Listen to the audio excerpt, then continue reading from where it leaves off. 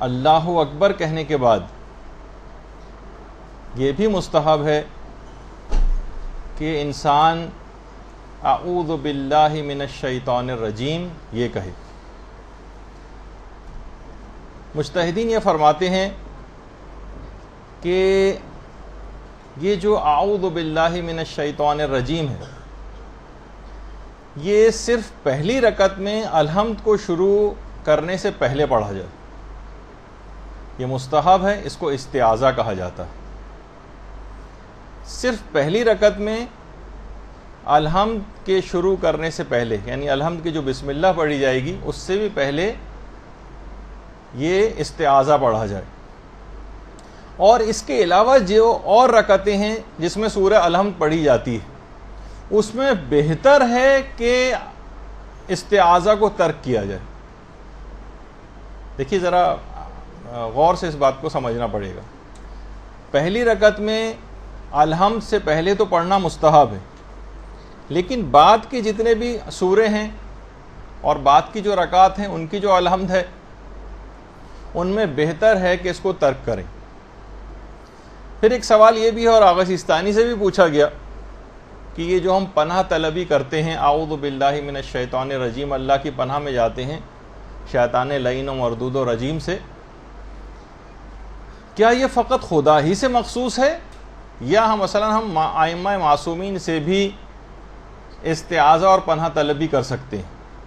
تو آغا سیستانی کا یہی جواب ہے کہ لا استعاذہ الا باللہ، اللہ کے علاوہ کسی سے پناہ طلبی نہیں کی جا سکتی، البتہ ائمہ سے توسل کر کے اور خدا کے اذن سے بلاؤں اور شیاطین کو خود سے دور کیا جا سکتا ہے۔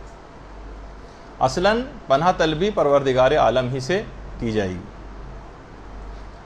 اچھا، پھر ایک سوال یہ ہوتا ہے کہ آخر بسم اللہ سے پہلے یعنی تسمیہ سے پہلے استعاذہ کیوں ہے؟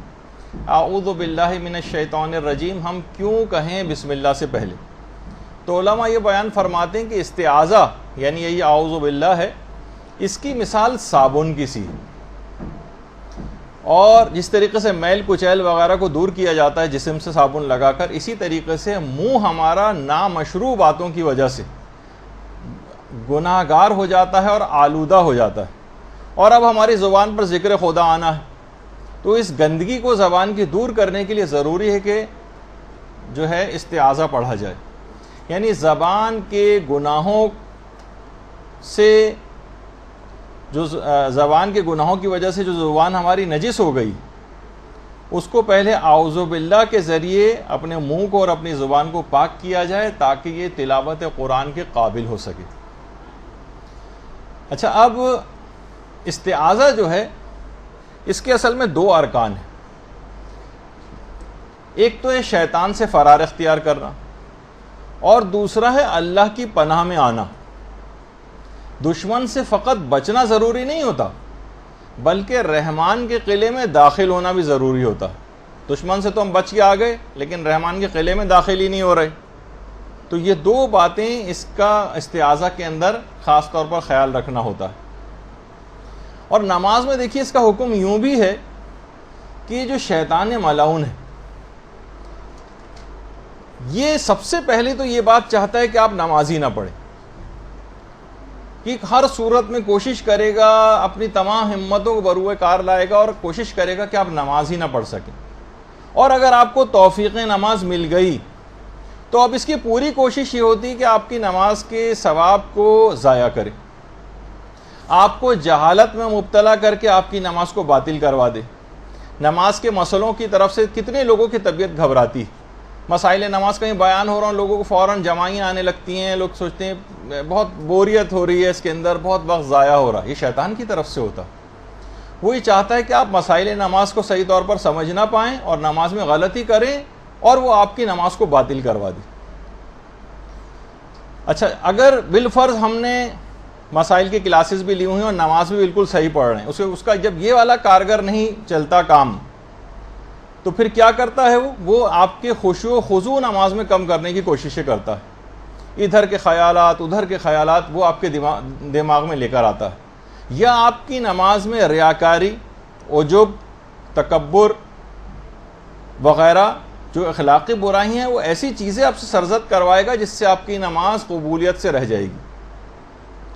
یا تو نماز کو باطل کروا دے گا یا آپ کی نماز کے ثواب کو ختم کروا دے گا.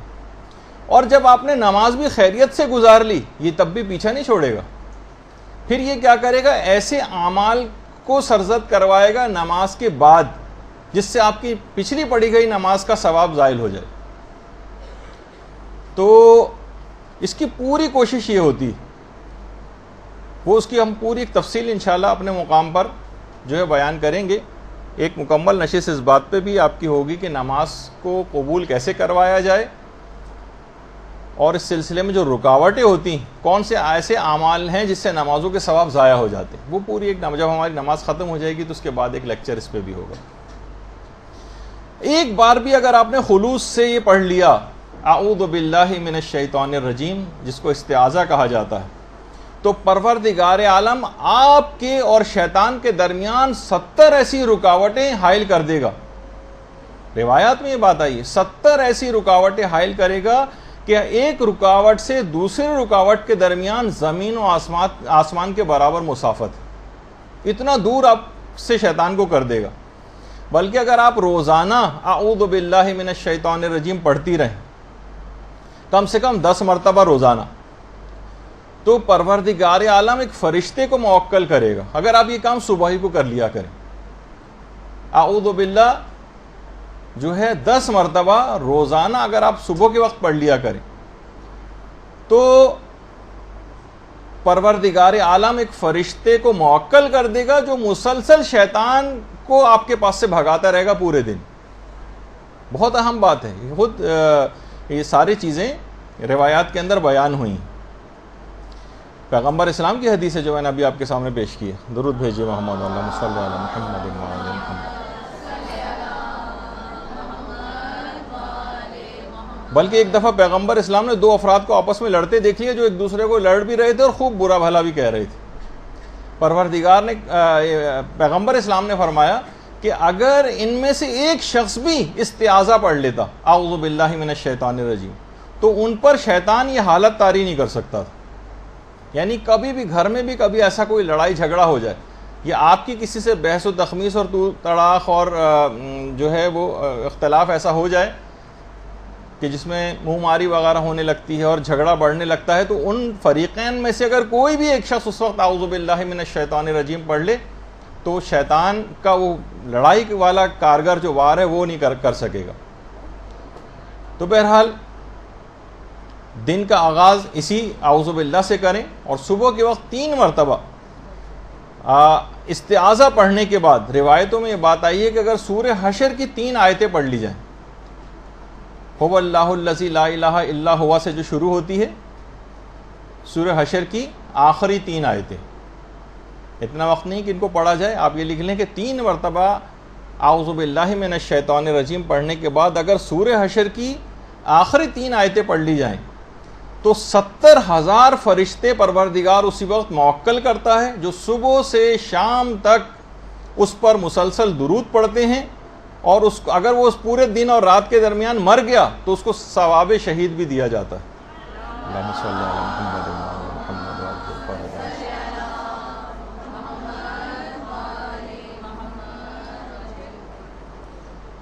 یعنی استعاذہ بڑا عجیب و غریب کلمہ ہے یہ جو آپ نماز کے شروع میں کہہ رہی ہیں الحمد پڑھنے سے پہلے, اور اس کی عام زندگی میں بھی دیکھیں کتنی اپلیکیشنز ہیں.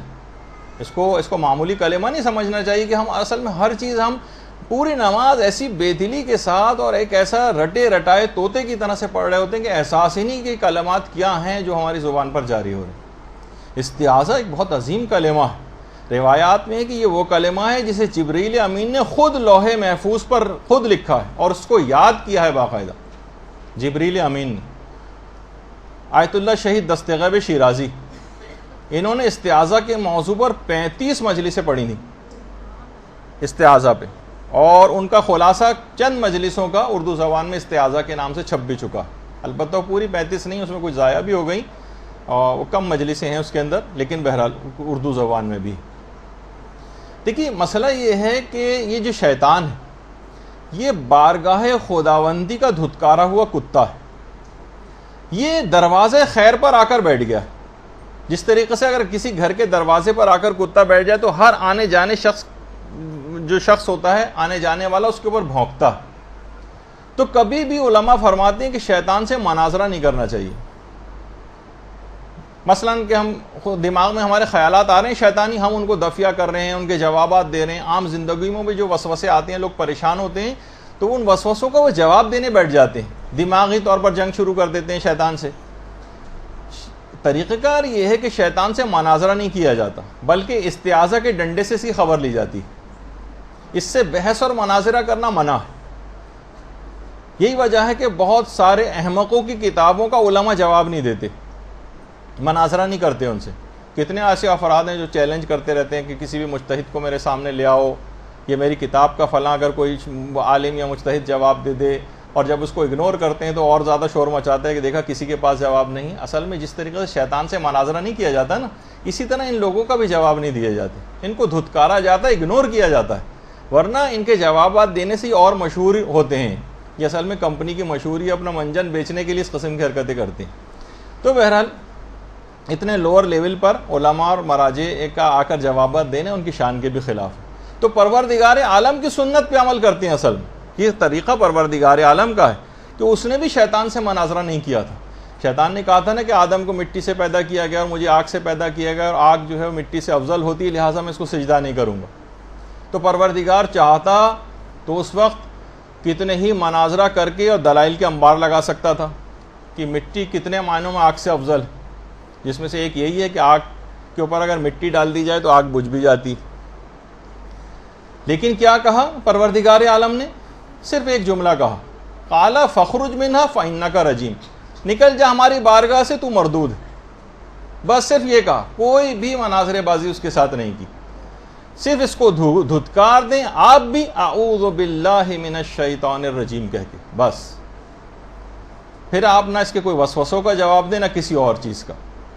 اور دیکھیے ہر نماز کے میں جو پہلی الحمد جو پڑھی جاتی اور ہر دفعہ جو خاص طور پر تلاوت قرآن کی جاتی، اس میں بہت تاکید ہے کہ جس وقت بھی آپ تلاوت قرآن شروع کریں، اور نماز میں بھی تلاوت قرآن ہی شروع ہونے والی ہوتی کیونکہ اس کے بعد آپ کو الحمد پڑھنا، تو بہت اس وجہ سے تاکید آئی ہے کہ اعوذ باللہ من الشیطان الرجیم پڑھ کر اور اپنی نماز کو جو ہے وہ شروع کیا جائے. دیکھیے ایک آپ نے آیت سنی ہوگی کہ لا یمسہ الا المطہرون، کہ اس قرآن کو کوئی چھو نہیں سکتا جب تک کہ وہ طاہر اور پاک و پاکیزہ نہ ہو.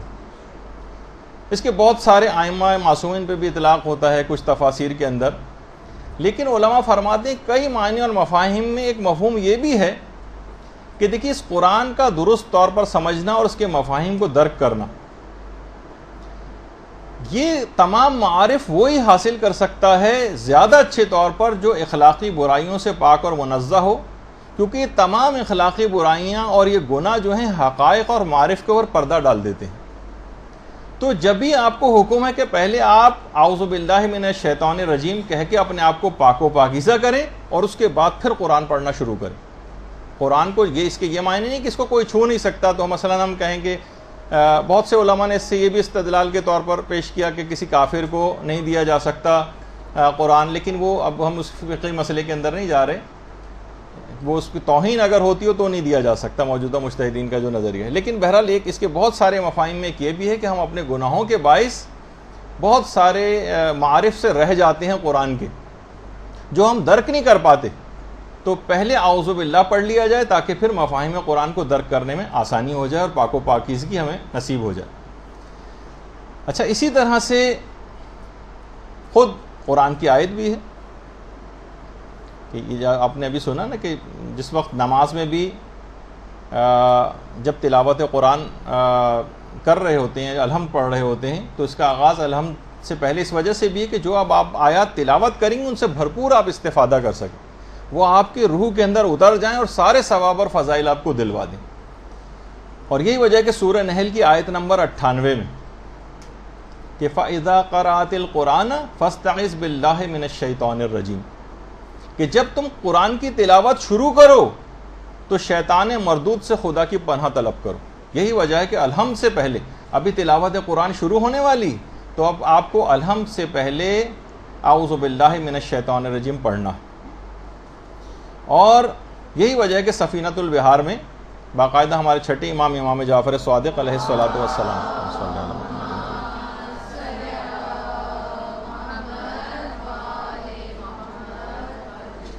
کہ اغلقوا ابواب المعصیۃ بالاستعاذہ وافتحوا ابواب الطاعۃ بالتسمیہ، یعنی گناہوں کے ابواب کو، ان کے دروازوں کو بند کر دو استعاذہ کہہ کر، اعوذ باللہ پڑھ کر، اور اطاعت کے دروازوں کو کھولو تسمیہ کہہ کر، یعنی بسم اللہ پڑھ کر. اور یہ تمام چیزیں انتہائی اہم ہیں، کیونکہ اس کے بغیر بہت مشکل ہے کہ شیطان نے مردود سے پناہ لیے بغیر اپنی نماز کو اس کی دست برد سے محفوظ رکھا جا سکے.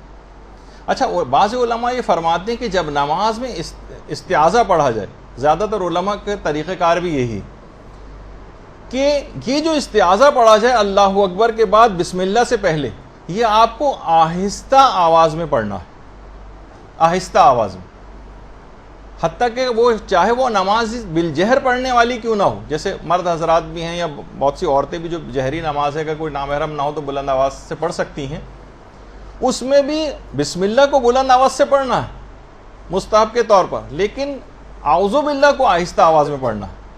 یہ عام طور پہ لوگوں کو سمجھ میں نہیں آتا، تو ہم آپ کو اس کا ایک کلپ دکھا دیتے ہیں.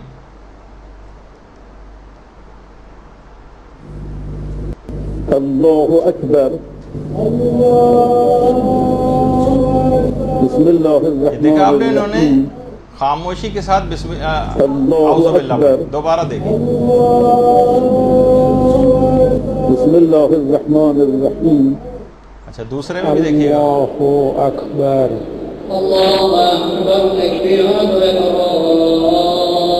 یہ دیکھیے پڑھا ہے. بسم اللہ الرحمن الرحیم. استغفر اللہ ربی واتوب الیہ.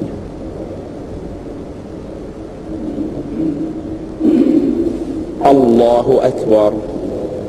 اعوذ باللہ من الشیطان الرجیم. بسم اللہ الرحمن الرحیم. دوبارہ سنیے. اعوذ باللہ من الشیطان الرجیم. بسم اللہ الرحمن الرحیم. اس طرح سے پڑھنا ہے آپ نے.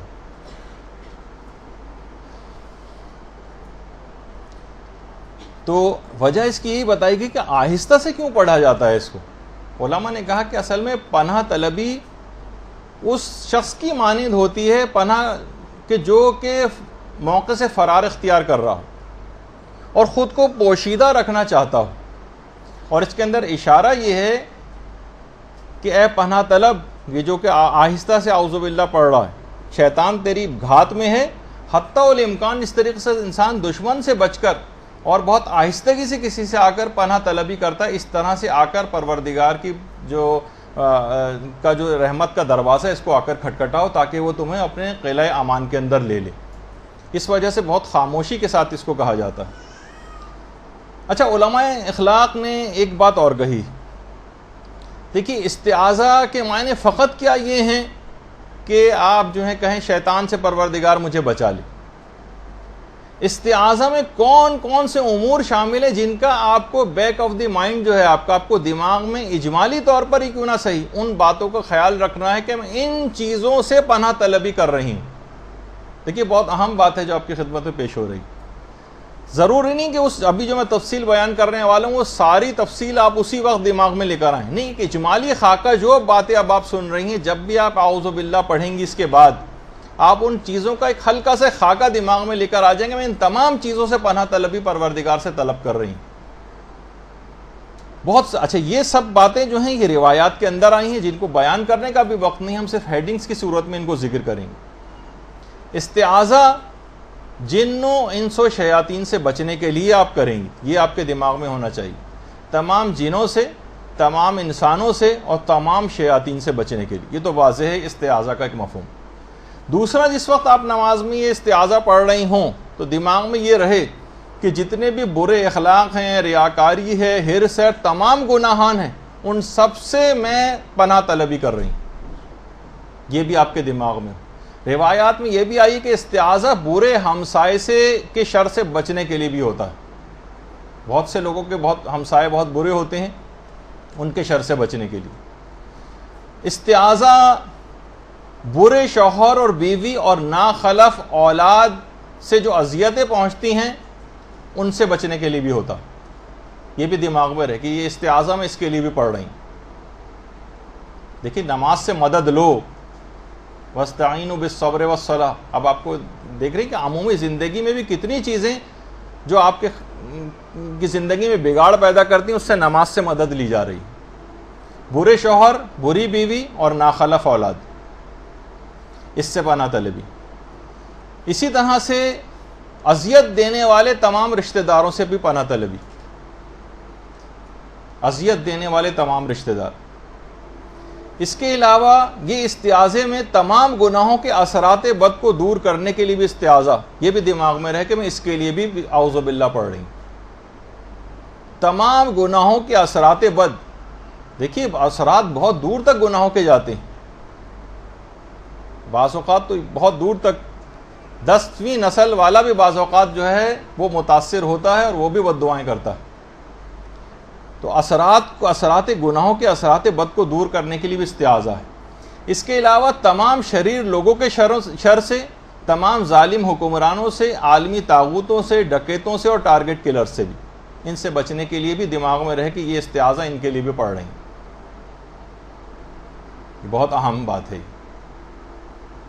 استعاذہ میں فقط صرف یہ تمام چیزیں شیطان ہی کے کارستانی ہیں، لیکن دماغ میں یہ ضرور رہے یہ چیزیں کہ میں ان سب سے پناہ طلبی پروردگار سے طلب کر رہی ہوں.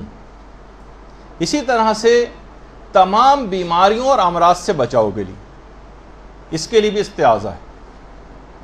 تمام بیماریوں سے اور تمام امراض سے بچاؤ کے لیے.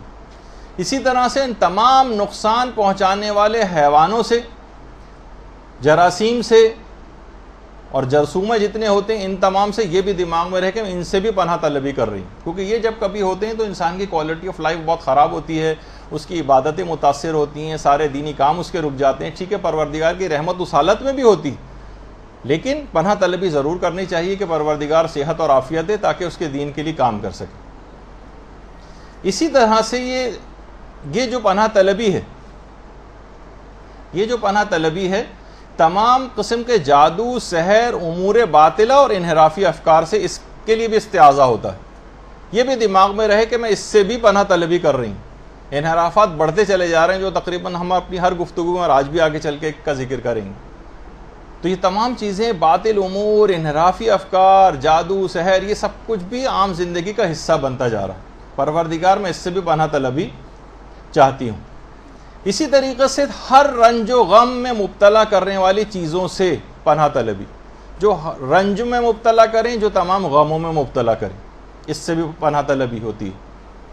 اسی طرح سے تمام آفات ارضی و سماوی، آگ میں جل کے مرنا، زلزلے کا آنا، دب کر یا ڈوب کر مر جانا، میں ان سے بھی پناہ طلبی طلب کر رہی ہوں. اور اسی طرح سے جتنی بھی اور حادثاتی امواتیں، ایکسیڈنٹل اموات جو ہیں وہ بھی کتنی بڑھتی چلی جا رہی ہیں، ان سے بھی پناہ طلبی کرتی ہوں. اور استعاذہ اس کام کے لیے بھی ہوتا ہے کہ مجھے فرحت بندگی ملے اور میں حق عبودیت کی ادائیگی صحیح طور پر کر سکوں. اس کے لیے بھی پناہ طلبی کہ پروردگار میں ان جھمیلوں میں، الٹے سیدھے چکروں کے اندر، لڑائی جھگڑے، یہ وہ پرابلمز، ان میں جب انسان ان کا شکار ہوتا ہے تو عبادت کی لطف اور فرحت بندگی اس کا جو ہے نا زائل ہونے لگتا ہے. وہ صحیح طریقے سے پروردگار کی عبادت کر سکے. قید خانوں میں ائمہ معصومین کیوں زیادہ عبادت کرتے تھے، شکر ادا کرتے تھے، پروردگار تو نے اتنا موقع دیا کہ تمام دنیا کے جھمیلوں سے دور ہو کر عبادت کا موقع مل رہا. تو فرحت بندگی اور حق عبودیت جو ہے یہ ادا ہو. اور یہ تمام چیزیں جو ابھی آپ کے سامنے پیش کی گئیں، ان کا دماغ میں رکھتے ہوئے بیک آف دی مائنڈ میں سب چیزیں ہوں اور پھر کہیں اعوذ باللہ من الشیطان الرجیم، تو انشاءاللہ پھر آپ دیکھیں گے کہ ان تمام چیزوں سے حفاظت بھی ہو جائے گی. اور استعاذہ کی اثر پذیری اس وقت اور بڑھ جاتی کہ اگر دماغ میں یہ والی بات بھی ہو کہ یہ استعاذہ فقط میں انفرادی طور پر صرف اپنے لیے نہیں پڑھ رہی، بلکہ اپنے لیے، اپنے خاندان والوں کے لیے، اپنے تمام رشتہ داروں کے لیے، عزیزوں کے لیے، دوستوں کے لیے اور تمام دنیا کے مومنین و مومنات کی طرف سے پڑھ رہی ہیں۔ اور خاص طور پر جو آج کل کتنا زیادہ مومنین بہت سے علاقوں میں بہت زیادہ پریشان ہیں، اور عالمی طاغوت جو ہے وہ مسلسل نشانہ بنا رہا ہے مومنین کو، خاص طور پر جو شام کا علاقہ ہے۔ اب تو مسلسل وہاں پہ ماشاءاللہ فتح یابیاں جو ہے وہ نصیب ہو رہی ہیں، لیکن لبنان ہے، عراق ہے، ایران ہے، خود پاکستان بھی اب ان مظالم میں کم نہیں رہا ہے۔ تو اسی طریقے سے جو اور مغربی ممالک میں رہنے والے افراد ہیں، پوری دنیا کے مومنوں و مومنات ہیں، ان سب کی طرف سے یہ استعاذہ اور پناہ طلبی جو ہے یہ آپ کے دماغ کے اندر رہنی چاہیے۔ جتنا یہ دماغ میں اور لوگوں کے لیے ہوگا اتنا اس استعاذے کا ثواب بھی بڑھتا چلا جائے گا۔ تو مختصراً یہ کہ استعاذے کی نیت میں ان تمام چیزوں کو سے آپ پروردگار عالم کی پناہ طلب کریں جو آپ کو کمال کی طرف جانے سے روکتی ہیں اور آپ کی کوالٹی آف لائف کو خراب کرتی ہیں، جو آپ کے ایمان اور اعتقاد کو کمزور بناتی ہیں۔ ہر اس چیز سے پناہ طلبی کریں، مختصراً یہ، تو پھر آپ دیکھیں گے کہ بہت زیادہ فرق پڑ جائے گا۔ اور یہ بات یاد رکھ لیجئے کہ پناہ طلبی اور اعوذ باللہ پڑھنے کے لیے یہ صرف کوئی زبانی جملہ نہیں، بلکہ سیریس اقدامات بھی کرنا پڑتے ہیں۔ ایسا نہیں کہ کوئی شخص شیر کے منہ میں ہاتھ بھی ڈال رہا ہو اور لوگوں سے چیخ چیخ کر کہہ رہا ہو کہ مجھے بچاؤ، خود ہی شیر کے منہ میں ہاتھ ڈالا ہے اور چیخ بھی رہا ہے۔ مثلا علماء فرماتے ہیں کہ استعاذے کی جو حقیقت ہے وہ گناہوں سے فرار ہے، گناہوں سے فرار۔ اعوذ بطاعت اللہ من طاعت الشیطان، یعنی شیطان کی اطاعت سے پروردگار کی اطاعت کی طرف پناہ طلبی کی جائے۔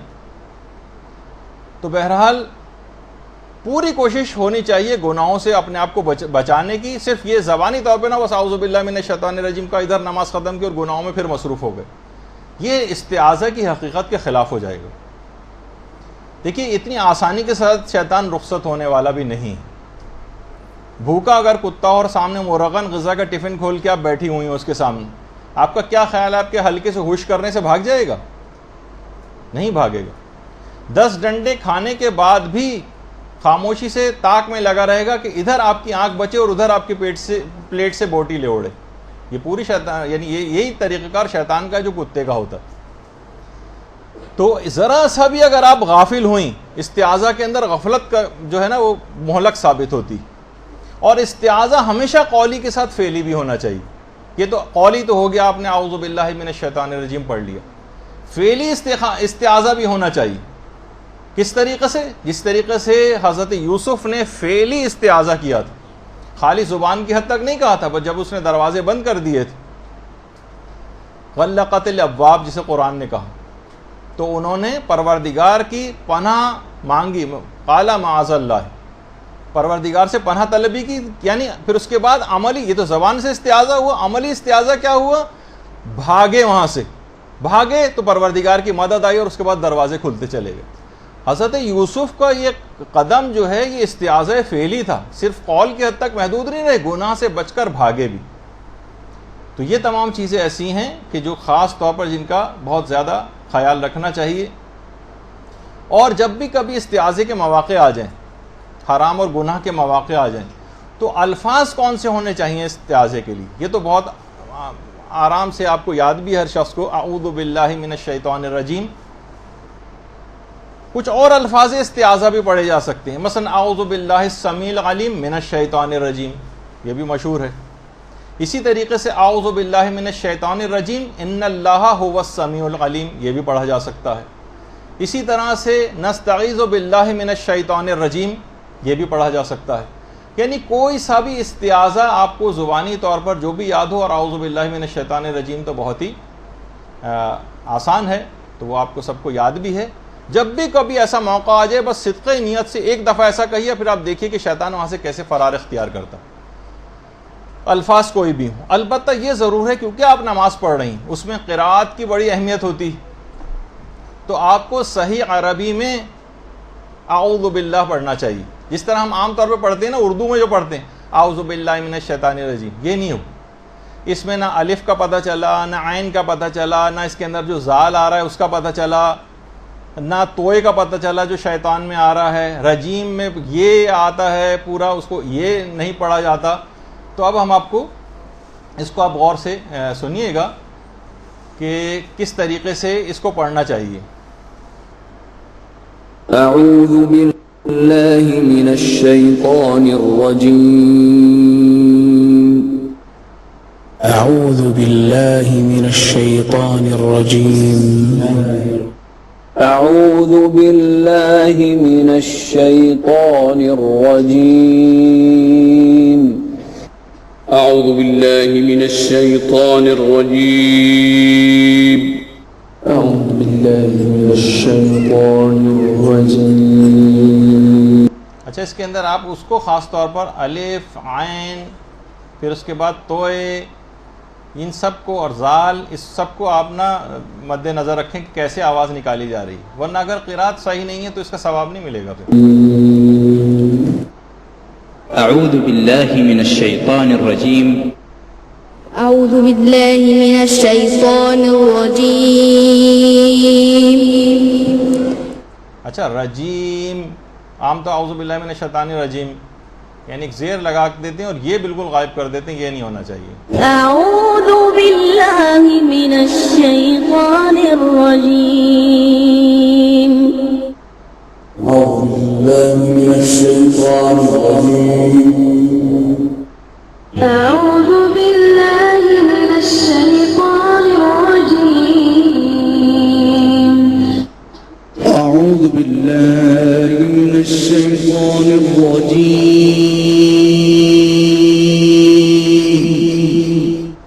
أعوذ بالله من الشيطان الرجيم.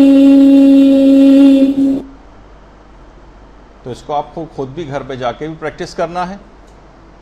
اور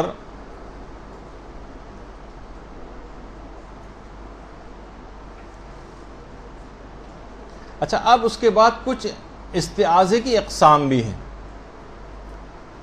ایک تو استعاذے کی یہی ایک قسم ہے جس کو استعاذہ قولی کہا جاتا ہے. اعوذ باللہ من الشیطان الرجیم جیسے ابھی آپ نے سنا، بہت سارے آپ نے اور چیزیں بھی سنی، یا مثلا کچھ اور جیسے اعوذ باللہ القوی من الشیطان الغوی، یہ بھی بہت بہترین الفاظ میں ایک استعاذہ ہے. علماء نے اس کی بھی تاکید کی ہے کہ اس کو بھی پڑھ سکتے ہیں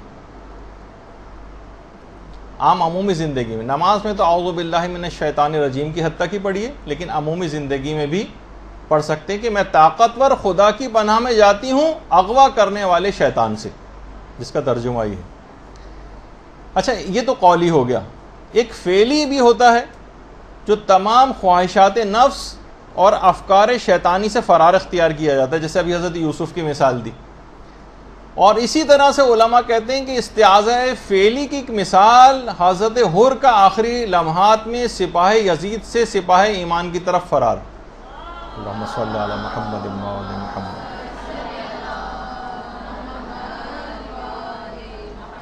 یہ استعاذہ فعلی تھا، یعنی واقعتاً اس کے اندر کام کر کے دکھانا ہوتا ہے، صرف زبان کی حد تک نہیں رہنا ہوتا جب تک کہ پوری کوشش نہ کی جائے. یہ استعاذہ فعلی. اسی طریقے سے دیکھیے استعاذہ چاہنے والوں کی بھی کچھ اقسام، تاکہ اسی سے فائدہ اٹھا کر ہم کیونکہ بہترین نماز کیسے پڑھیں تاکہ پتہ تو چلے کہ صرف لفظ کی حد تک نہ رہ جائیں. جو استعاذہ خدا سے پناہ طلبی کر رہے ہوتے ہیں ان کی کئی اقسام. ایک تو ہمارے جیسا عام افراد ہیں جن کی راہ میں شیطان بیٹھا ہوا ہے اور یہ مسلسل اپنے جو گناہ ہیں ان سے اور جو وسوسے ہیں ان سے پناہ طلبی کرتے ہیں پروردگار کی بارگاہ میں. تمام گناہوں سے اور وسوسوں سے ہر وقت شیطان ان کو بہکاتا رہتا ہے، یہ بہکتے رہتے ہیں. یہ عام لوگوں کا استعاذہ جو ہمارے جیسے لوگ ہیں، ان کے پاس نہ کوئی ہتھیار ہوتا ہے ان سے مقابلے کا، نہ کچھ ہوتا ہے، صرف الفاظ ہوتے ہیں اور تھوڑی سی کوشش ہوتی ہے، باقی شیطان ان کو آرام سے بہکا سکتا ہے. ان کو بہت زیادہ ضرورت ہوتی ہے کہ مسلسل پر اللہ کی پناہ طلب کرتے رہیں. یہ عام لوگوں کا استعاذہ ہے. اچھا، کچھ علماء، خواص اور اولیاء خدا کا استعاذہ ہوتا ہے، جن کے یہ وہ افراد ہوتے ہیں علماء، صالحین، خواص کہ جن کے پاس شیطان سے مقابلے کے ہتھیار موجود ہوتے ہیں. یہ پوری زندگی کی تقوی اور پرہیزگاری اور مشقتیں اور ریاضتیں کر کے اپنے پاس ایسے ہتھیار رکھ لیتے ہیں کہ شیطان ان کے اوپر اثر انداز نہیں ہو سکتا. اور اس کے لیے بہت مشکلات ہوتی ہیں، تو ان کے پاس ہتھیار ہوتے ہیں، ان کا استعاذہ تھوڑا سا الگ نوعیت کا ہوتا ہے، اور یہ خود بھی ان ہتھیاروں سے شیطان کا مقابلہ کر کے اس سے خلاصی کر لیتے ہیں۔ اچھا، ایک دماغ میں سوال ابھرتا ہے کہ معصومین علیہ السلام کے استعاذے کے کیا معنی؟ ان کے اوپر تو دیکھیے شیطان کو ان کے اوپر کوئی قدرت حاصل نہیں، تو پھر ان کا استعاذہ کیوں؟ یہ کس بات سے پناہ طلب کرتے ہیں؟ کہ دیکھیے شیطان تو ان افراد کے متعلق پہلے سے کہہ چکا ہے، قال فبعزتک لاغوینہم اجمعین الا عبادک منہم المخلصین، کہ تیری عزت و جلال کی قسم میں ہر شخص کو گمراہ کروں گا سوائے تیرے ان مخلص بندوں کے۔ اس کا مطلب ہے کہ وہ تو پہلے سے ہی اعتراف شکست کر چکا ہے، تو پھر یہ افراد کیوں آخر پناہ طلبی پروردگار سے طلب کرتے ہیں شیطان کے مقابلے میں؟ اس سے کیا ان کی مراد ہوتی؟ دیکھیں علماء بھائی یہ بیان فرماتے ہیں کہ یہ معصومین علیہ السلام جو ہیں، یہ ان کا استعاذہ یہ خدا کی راہ میں جلوہ حق کے مقابلے میں کسی بھی رکاوٹ کو برداشت نہیں کرتے، یہ ہر رکاوٹ کے مقابلے میں پناہ طلبی کرتے ہیں، ہر رکاوٹ کے مقابلے میں۔ ان کو دیکھیں شیطان سے کوئی خطرہ نہیں ہے، نہ ان کو اپنے نفس سے کوئی خطرہ ہے، بلکہ یہ جلوہ حق کے مقابلے میں رکاوٹوں کو برداشت نہیں کرتے۔ دنیاوی جتنے بھی امور ہیں نا، یہ ان کی جیسے مومنین کے دکھ ہیں، ان کی پریشانیاں ہیں، ظالموں کے مکر و فریب اور ہیلے ہیں، اور دنیاوی مصروفیات ہیں، ان میں سے یہ ہر چیز کو جلوہ حق میں معنی سمجھتے ہیں، اور کہ ان سے بھی اگر میرا وقت بچتا، ہمارا وقت بچتا، تو یہ بھی ہم عبادت پروردگار میں لگا دیتے۔ تو اس وجہ سے ان باتوں سے یہ پناہ طلبی جو ہے وہ پروردگار کی بارگاہ میں طلب کرتی ہیں۔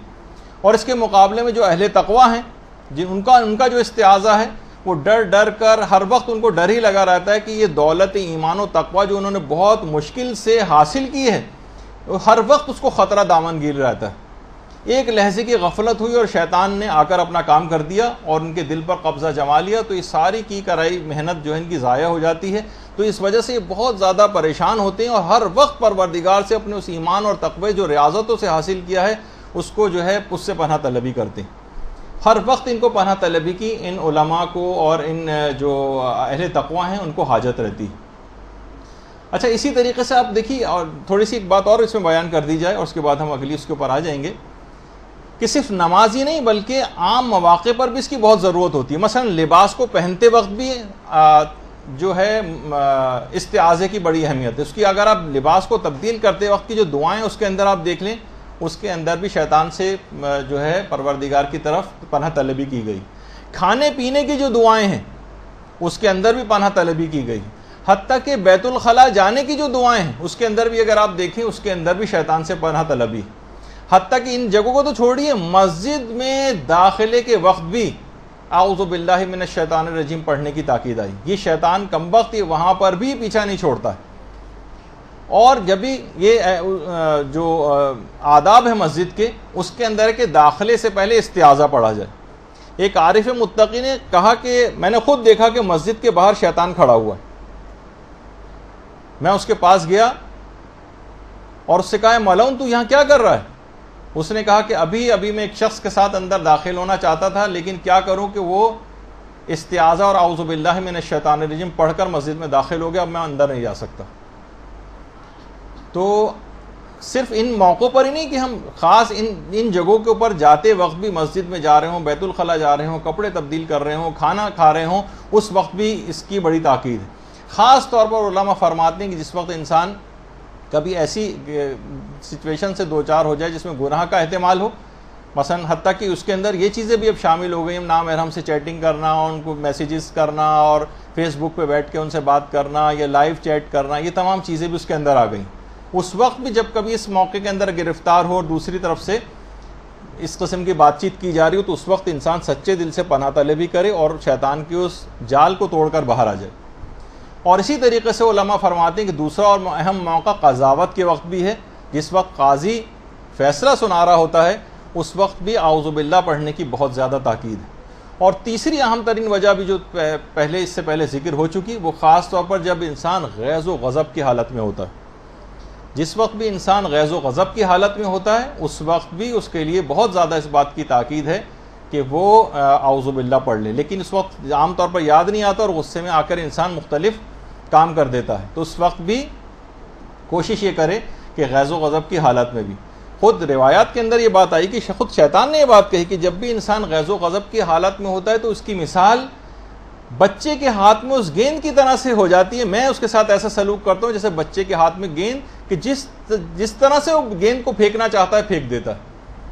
یعنی جس طرح سے میں گھمانا چاہوں اس غیظ و غضب کی حالت میں گھما سکتا ہوں، اپنے ہاتھوں میں کھیل سکتا ہے وہ شیطان کی، اگر وہ غیظ و غضب کی حالت میں. تو اس وقت خاص طور پر پھر آپ دیکھتی ہیں کہ بات صرف یہاں تک نہیں رہتی لڑائی جھگڑوں کے اندر. جب غصے میں انسان آتا ہے نا تو پھر کیا کرتا ہے، مار پیٹ بھی کرتا ہے. کتنے سارے گناہ اسی وقت ہوتے ہیں، مار پیٹ بھی کر سکتا ہے، گالیاں بھی دیتا ہے، اور بد اخلاقی سے بھی پیش آتا ہے، تہمتیں بھی لگاتا ہے، الزامات بھی لگاتا ہے، حتیٰ کہ قتل تک کر سکتا ہے. غیظ و غضب کی حالت کے اندر انسان ایسا، شیطان اس کے رگ و پے کے اندر، وہ جو بلڈ پریشر جو اس کا ریز ہوا ہوتا ہے اس کے اندر اصل میں خون کے اندر شیطان گھوم رہا ہوتا ہے جو ہر قسم کے حرام کام اس سے کروا سکتا ہے. جس طریقے سے شراب کے اندر ہوتا ہے نا کہ پھر ہر قسم کا گناہ اس سے ممکن، یہی حالت تقریباً غیظ و غضب کی بھی ہوتی ہے. تو اس موقع پہ بہت زیادہ تاکید ہے.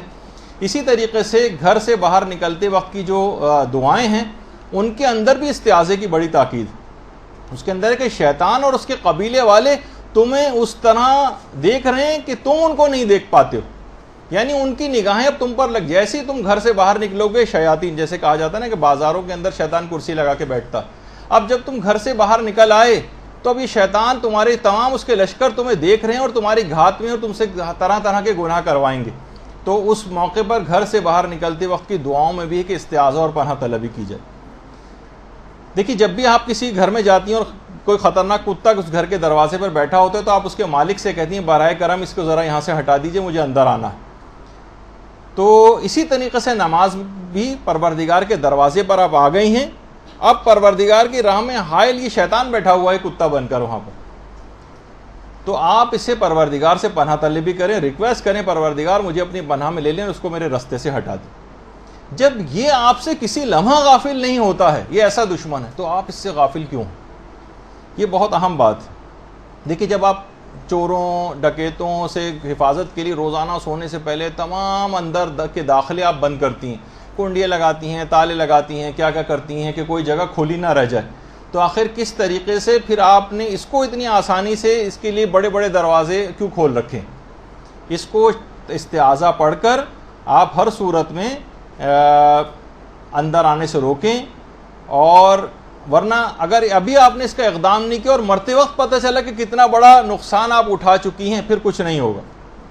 علماء نے بڑا اچھا جملہ ایک عالم نے لکھا ہے کہ آخرت میں گئے اور پتہ چلا کہ یہ جو سجدے ہم کرتے رہے یہ سارے کے سارے شیطان کے آستانے ہی پر کرتے رہے. ایمان کے ہم زبانی دعوے تو کرتے رہے مگر اصلاً اطاعت ہم شیطان کی کرتے رہے. صرف زبان سے کہتے بھی رہے اعوذ باللہ تو کیا فائدہ، عملاً تو ہم نے اطاعت شیطانی کی تھی. وہ جو منتخب التواریخ جو ہمارے ملا ہاشم خراسانی کی بڑی مشہور کتاب ہے، استاد سید علی حائری ایک بہت بڑے عالم دین، انہوں نے خود اپنے ایک درس میں فرمایا کہ اصفہان میں ایک گاؤں تھا، وہاں ایک مریض حالت احتضار میں تھا. سید علی حائری نے یہ واقعہ سنایا. اصفہان میں باقاعدہ ایک گاؤں تھا جس کا ایک مریض حالت احتضار میں تھا. کہہ رہے ہیں میں اس کے پاس گیا اور اس کے سرہانے بیٹھ کر تلقین پڑھنا شروع کی، کیونکہ حالت احتضار میں بھی تلقین پڑھنے کی تاکید. اچھا جب مریض کو کہا گیا کہ پڑھو لا الہ الا اللہ، تو جب بھی مریض کہتا تھا لا الہ الا اللہ تو کہہ رہے ہیں بڑی حیرت انگیز بات ہم نے دیکھی کہ جب بھی وہ خدا کی وحدانیت کی گواہی دیتا تھا تو کمرے کے گوشے سے آواز آتی تھی صدقت یا عبدی، تو نے سچ کہا ہے میرے بندے. اچھا جب مریض کے منہ سے تکلیف سے یا اللہ نکلتا تھا تو کمرے کے گوشے سے آواز آنے لگتی تھی لبیک یا عبدی، اے بندے میں حاضر ہوں. عالم بڑے حیران ہوئے، پوچھا کہ اے صاحب آواز تم کون ہو؟ کہا میں ہی اس کا معبود ہوں، ساری زندگی اس نے میری ہی تو اطاعت و پیروی کی ہے، میں ہوں شیطان. جب رات دن اس نے احکامات خدا کی نافرمانی کی اور میری اطاعت کی، گانے بجانے یہ کرتا تھا، فتنہ فساد یہ کرتا تھا، غیبتیں چغلیاں یہ کرتا تھا، لڑائی جھگڑے جو ہے یہ کیا کرتا تھا، خواہشات نفس کی پیروی اس نے کی، فلمیں، فحش ڈرامے، مناظر. کوئی تو زندگی کا وقت ایسا نہ تھا جب اس نے شیطان کی اطاعت نہ کی تھی. تو انجام بھی اس کا یہی ہونا تھا. ساری زندگی عبادت یہ میری کرتا رہا تھا. اب یہ لا الہ الا اللہ کہہ بھی رہا ہے تو یہ میرے لیے ہی کہہ رہا ہے، یہ اس اللہ کے لیے نہیں کہہ رہا ہے. تو دیکھیے یہ وقت اگر نکل گیا اور ہم نے اس استعاذہ کو کام میں نہیں لائے، اس نماز کو استعمال اس سلسلے میں نہیں کیا، اپنے آپ کو گناہوں سے نہیں بچایا، یہ نماز اس قابل نہیں بن سکی کہ ہم کو ان تمام گناہوں سے بچا سکے، تو وقت کبھی خدا نہ خواستہ اس طرح کا آ گیا جو ابھی آپ نے واقعہ سنا کہ پوری زندگی تو شیطان کی اطاعت میں لگائی تھی، آخری وقت میں صرف ایک جملہ پڑھ کے کیسے جنت حاصل کر لیں گے. تو یہ بہت اس بات کی اہمیت ہے اس موقع پر. یعنی اگر حالت نظام میں احتضار میں آنکھوں سے پردہ اٹھ بھی گیا تو اس وقت کا کیا حاصل ہوگا، توبہ کی بھی بعض اوقات گنجائش نہیں ہوتی. تو دل و جان سے گناہوں کے خلاف ڈٹ جانا یہ حقیقت استعاذہ ہے. اسے آپ پڑھیے اور اچھی طریقے سے تمام چیزوں کا مفہوم دماغ میں رکھتے ہوئے اعوذ باللہ من الشیطان الرجیم پڑھنے کے بعد پھر اس کے بعد الحمد کی بسم اللہ الرحمن الرحیم اس کی طرف آ جائیے. برحمتك يا أرحم الراحمين وصلى الله على محمد وآله الطاهرين.